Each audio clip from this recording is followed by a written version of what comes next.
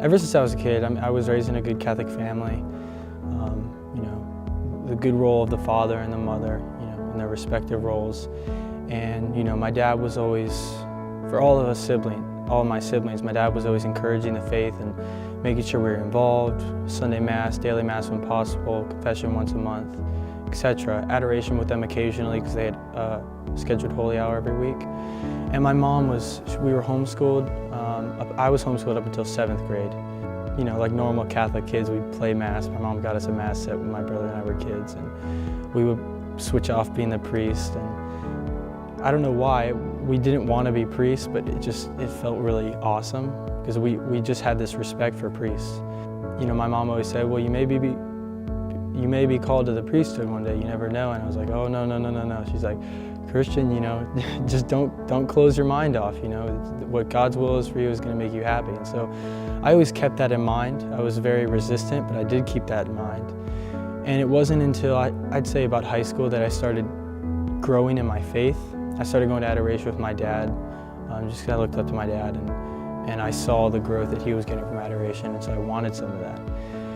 So I'd go to adoration, and thankfully I go into adoration. Kept me for the most part level-headed through high school. About junior year, after going through youth group and just staying involved, my pastor had asked me to go to Quo-Vadis. And right before this, Alan Ames, he has the gift of healing and he comes to certain parishes. He came to our parish and we just went up to thank him because he came for free. And it was my brother, my friend and I, and we said thank you, and he said, oh, you're welcome. And then we were about to walk away and he just stopped and he said, one of you three is going to be a priest. And then he turned around and then just started talking to the person he was talking to again and just kind of dropped the priest bomb on us.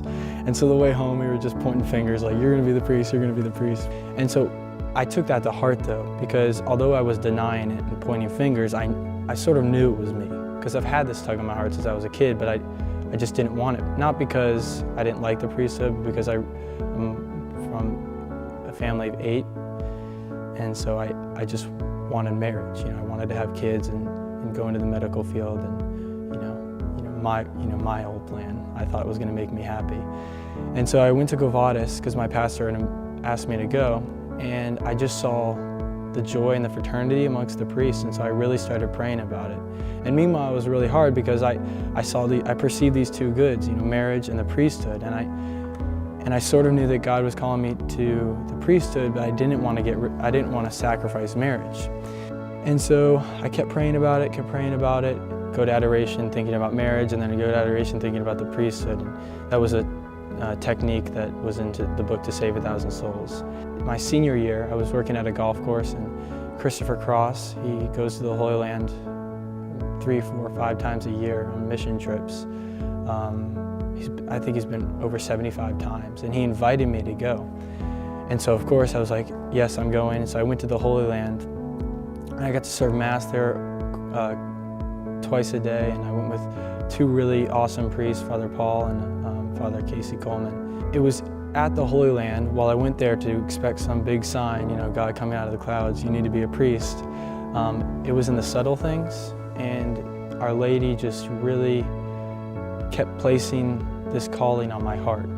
I was very ignorant throughout this whole process, and God was, continually throwing things at me. This is what I want you to do, and I kept denying it, and I feel like Mary, she just didn't give up on my lack of faith, and so at the Church of the Visitation, it was after Mass. I just vividly remember this scene. It was one of the greatest moments of my life.